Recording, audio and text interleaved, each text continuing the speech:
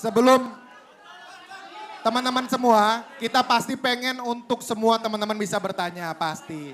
Tapi teman-teman semua, kita mengingat waktunya sudah selesai, maka kita sudah tidak punya jatah lagi nih untuk bertanya. Namun teman-teman semua, sebelum selesai, saya ada untuk teman-teman yang tadi sempat bertanya, setelah ini mohon untuk ke panitia karena akan ada kaos ya, begitu kaos dari teman-teman panitia untuk penanya. Lalu yang kedua adalah kalau teman-teman pengen tahu lebih lanjut bagaimana strategi dari tim kampanye Amin, bagaimana dapur dari tim kampanye Amin, besok akan ada acara Local Room Timnas yang dihadiri langsung oleh Bapak Leon di Port 99 jam 10 pagi. Jadi teman-teman bisa hadir ke sana untuk bertanya lebih lanjut. Jadi kalau teman-teman masih ada yang mau ditanyakan bisa ditanyakan besok langsung oleh Ko-Kapten Timnas Amin, Ko Leon, besok di Port 99 jam 10. Oke. Kita sudah sampai di penghujung acara kita pada hari ini. Sebelum kita menutup, saya ingin memberikan kesempatan kepada Bang Anies untuk memberikan closing statement kepada teman-teman di Pontianak. Pak Anies silakan memberikan closing statement untuk teman-teman di Pontianak sebelum menutup acara ini. Silakan Pak Anies.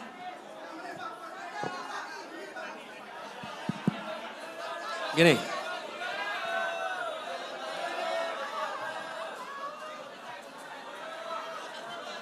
Teman-teman semua, gini, duduk dulu, saya minta duduk. Acara belum selesai, baik, Anda duduk dulu. Nanti saya foto dengan teman-teman. Duduk.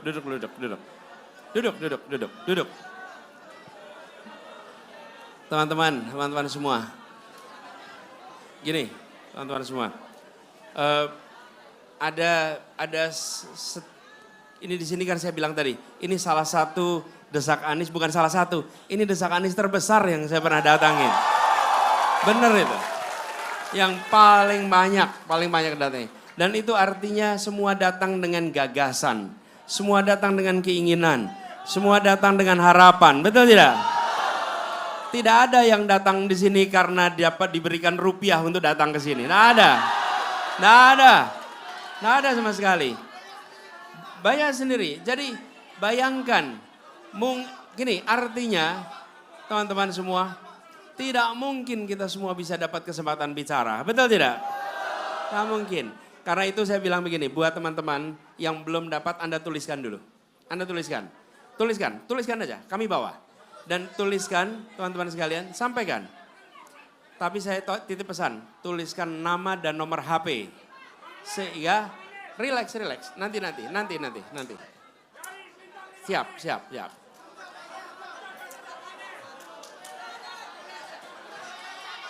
Gini teman-teman. Teman-teman semua. Gini. Bung, kita gantian dong ngobrolnya, gantian ya. Gini, Anda tuliskan supaya nanti kita bisa bawa. Apa sih kepentingan kita teman-teman? Kami ingin sampaikan kepada semua teman-teman hadir di sini. Ini sebagai bagian dari pesan penutup teman-teman sekalian. Kami ingin Pilpres, pemilu, itu adalah tentang gagasan untuk dilaksanakan. Bukan sekedar hiburan untuk kita sama-sama pilih mana yang paling menyenangkan saja. Kita ingin soal gagasan. Dan kita ingin agar suasana kebebasan di dalam berbicara itu hidup. Boleh bicara apa saja, itu yang ingin kita jaga sama-sama. Karena itu saya bilang kemarin, jangan pernah ada lagi yang menyebut nama Indonesia dengan istilah Wakanda. Nggak boleh lagi. Kita ingin suasana kebebasan terjadi. Nah, teman-teman sekalian, PR kita ada banyak. Dan teman-teman pasti akan mempertimbangkan kepada siapa kepercayaan itu diberikan. Ya, kepada diberikan. Saya ingin sampaikan pada semua teman-teman sekalian. Anda tidak mungkin ketemu dengan kesempurnaan. Karena itu jangan bandingkan kami dengan kesempurnaan, tidak mungkin. Saya dengan Anda mungkin punya kesamaan di dalam beberapa isu. Mungkin kita punya perbedaan dalam beberapa isu yang lain. Betul ya? Tidak mungkin kita sama 100%, nggak mungkin. Tapi satu hal yang pasti, saya memilih untuk membuka diri dan berdialog, bertukar pikiran, bukan dengan menghindari tukar pikiran. Kenapa? Karena saya ingin menghormati rakyat Indonesia. Agar mereka memilih bukan yang di dalam tempat yang disembunyikan isinya, tapi yang dibuka isinya. Sehingga teman-teman tahu, ditanya beberapa hari yang lalu saya ditanya hal yang sangat sensitif. Yang biasanya kalau di panggung-panggung begini gak ada yang mau menjawab pertanyaan sensitif itu. Tapi kami merasa kita harus sampaikan, Anda bisa tidak setuju, bisa setuju dengan jawabannya. Tapi yang penting Anda tahu apa pikirannya. Anda tahu cara berpikirnya, Anda tahu cara mengambil keputusannya, dan Anda tahu ideologinya apa. Jadi teman-teman, kami menawarkan itu. Saat ini ada 3 pilihan untuk Pilpres. Saya minta kepada teman-teman manfaatkan untuk memilih salah satu.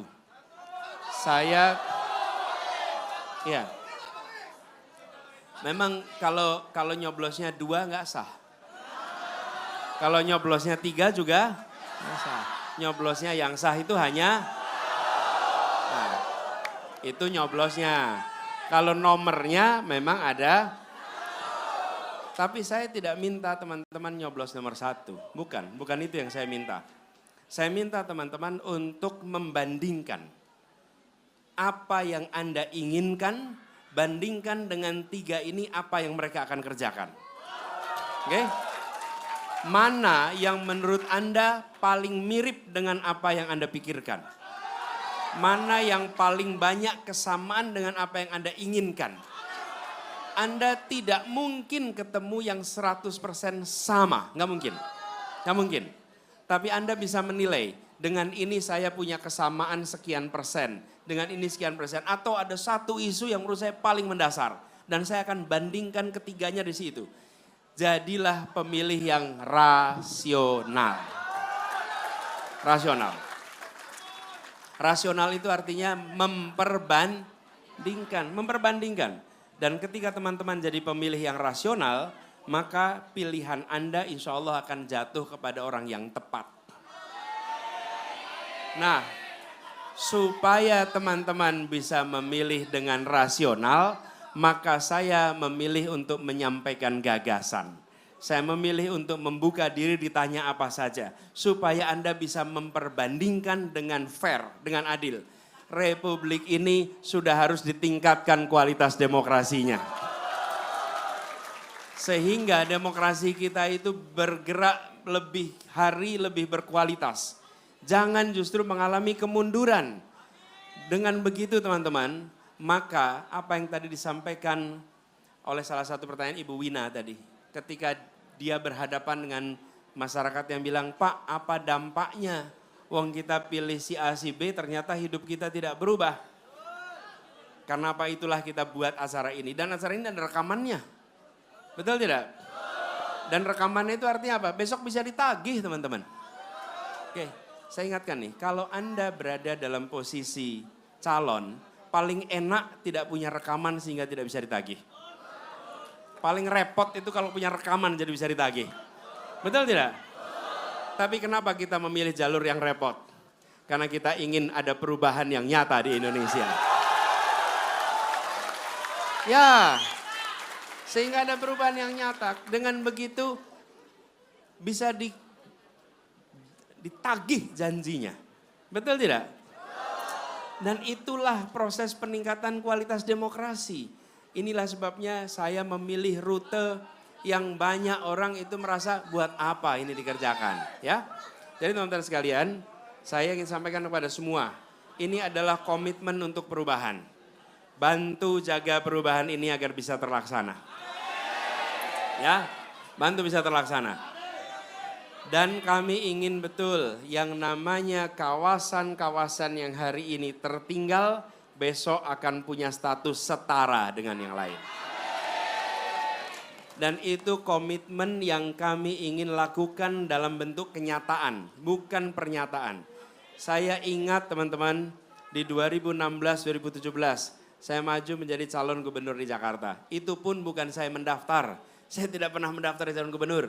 Saya dicalonkan. Dan kemudian ketika saya mendatangi masyarakat di Kepulauan Seribu. Kepulauan Seribu itu daerah pulau di luar daratan Jakarta. Tempatnya selalu tertinggal, selalu terkalahkan. Ketika mereka dengar bahwa kami akan melakukan A, B, C, D, F, G, apa tatapan wajah mereka? Kami dengarkan tapi kami tak berharap banyak. Kenapa? Setiap pilkada di Jakarta semuanya calon datang ke sini janji yang sama. Oke? Jadi mereka itu mengatakan ya kami dengarkan Pak. Tapi kami nggak berharap banyak. Kalau nanti Bapak kerjakan bagus. Kalau tidak ya sudah. Apa yang kemudian kami lakukan? Kami memastikan semua janji terlaksana di tempat yang paling tertinggal di Jakarta. Teman-teman, saya datang ke sebuah pulau, namanya Pulau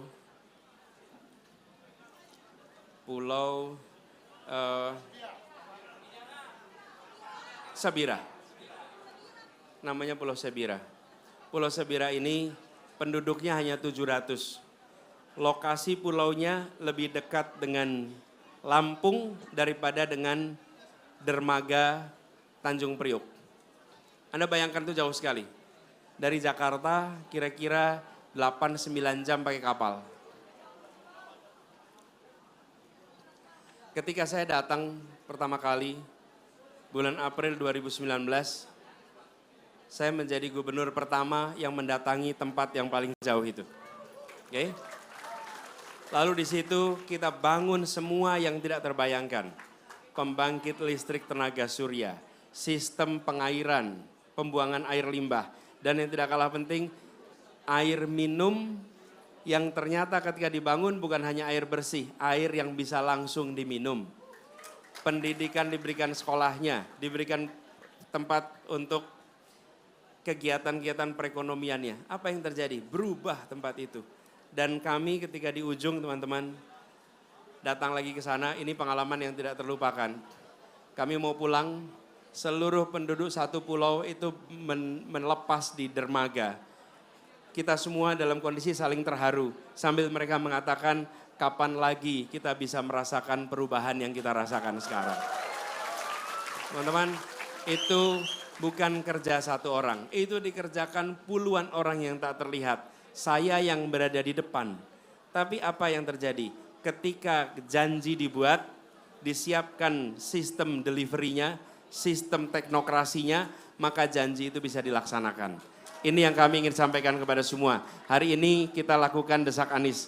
Banyak yang dibahas. Insya Allah kita buatkan sistem delivery-nya sehingga bisa terlaksana di semua tempat yang ada di seluruh Indonesia. Ya. Teman-teman muda, terima kasih semuanya. Terima kasih Pontianak. Terima kasih Kalimantan Barat.